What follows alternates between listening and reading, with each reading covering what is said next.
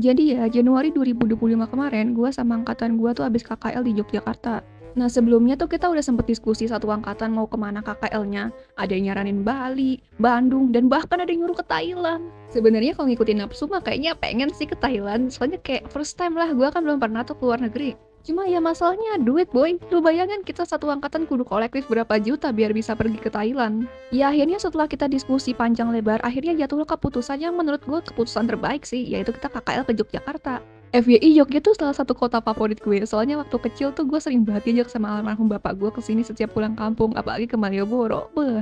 Jadi ya udahlah kita jadinya KKL ke Jogja dan berangkatnya tuh naik kereta. Habis itu kita nyampe di hotel tuh sekitar jam 2 siang. Untuk kamarnya kita dibagi ada yang 4 sampai 5 orang. Kebetulan gue sama teman-teman gue itu satu kamar berlima. Dan gue bersyukur bisa sekamar berlima soalnya kamarnya tuh gede banget dan plot twist ternyata hotel yang gue inepin ini adalah hotel yang sama yang pernah gue inepin pas table manner sama SMK gue dulu. Tapi seinget gue ya dulu tuh kamarnya nggak sebagus ini. Ya mungkin udah diupdate kali ya sama pihak hotelnya. Singkat cerita, hari-hari gue di sana tuh asik banget. Kita belajar, terus ada jalan-jalannya juga. Pokoknya asik deh.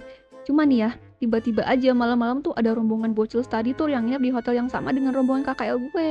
Kata teman gue sih, itu rombongan anak SMP ya, tapi gue kurang tahu juga. Dan asli mereka tuh pada berisik banget. Lo bayangin aja malam-malam jam 10 itu bocil-bocil pada berisik banget.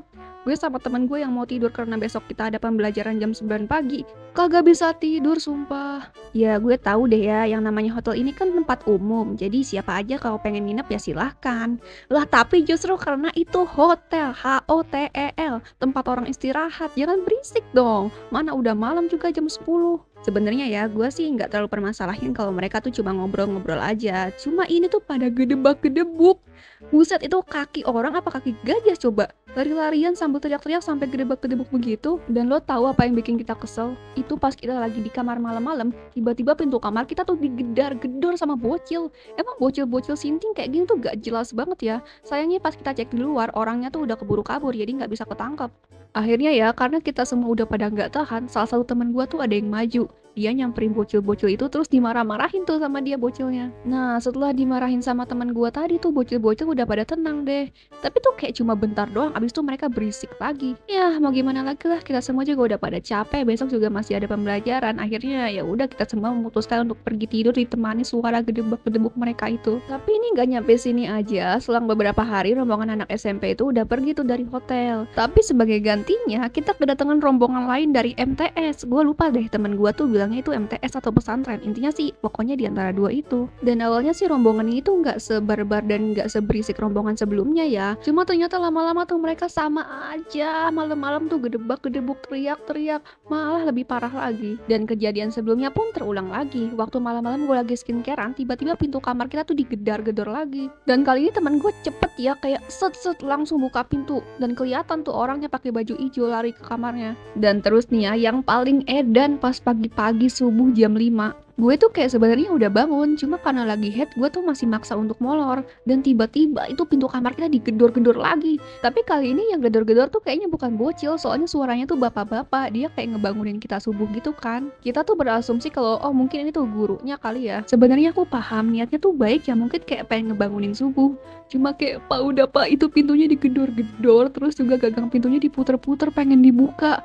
Untung aja pintunya tuh semalam sebelum kita tidur udah dikunci. Kalau enggak bayangin semengerikan apa kita semua berlima cewek tiba-tiba pintu kamarnya dibuka sama bapak-bapak. Nah karena si bapak ini nggak berhenti gedor-gedor pintu kamar kita, akhirnya salah satu teman gua tuh ada yang teriak. Dia bilang kalau misalkan ini salah kamar.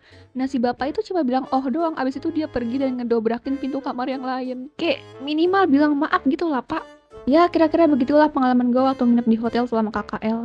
Jujur aja ya, seumur-umur dari kecil gue nginep di hotel tuh nggak pernah sampai digedor-gedor kayak gini pintunya. Baru pertama kali gue ngerasain nginep di hotel pintunya digedor-gedor kayak begitu. Ya jadi gimana ya, hotel kan emang tempat umum, jadi siapapun kalau pengen nginep ya silahkan. Tapi gue rasa sebagai tamu hotel harusnya kita paham dong kalau hotel itu tempat orang istirahat. Apalagi kalau misalkan udah jam 9 malam ke atas tuh sebaiknya tuh kita jangan terlalu berisik. Dan lagi pula yang namanya hotel itu kan pasti tamunya bukan kita doang, kayak ada tamu dari rombongan lain. Jadi menurut gue kalau misalkan udah malam gitu harusnya kita jaga suara aja, jangan berisik. Ya tapi yang namanya bocil ya anak-anak, apalagi bocil kematian, kalau dibilangin tuh susah, nggak mau dengerin. Teman-teman gue tuh udah ada beberapa yang lapor resepsionis, cuma ya nggak ada efeknya gitu loh, kayak tetep aja berisik. Dan yang menurut gua paling nggak sopan itu adalah gedor-gedor pintu kamar hotel orang. Kayak, boy ini tuh hotel bukan rumah lo, nggak pantas banget kalau lu gedor-gedor pintu kamar orang kayak begitu. Jadi ya udahlah, jadiin aja pengalaman. Lagian itu semua juga udah berlalu, KKL gue juga udah selesai dengan aman, lancar, jaya. Ya, jadi kira-kira gitulah pengalaman gue waktu nginep di hotel pas KKL. Kira-kira kalian punya nggak pengalaman di hotel yang serupa kayak gue gini? Atau malah ada yang lebih parah?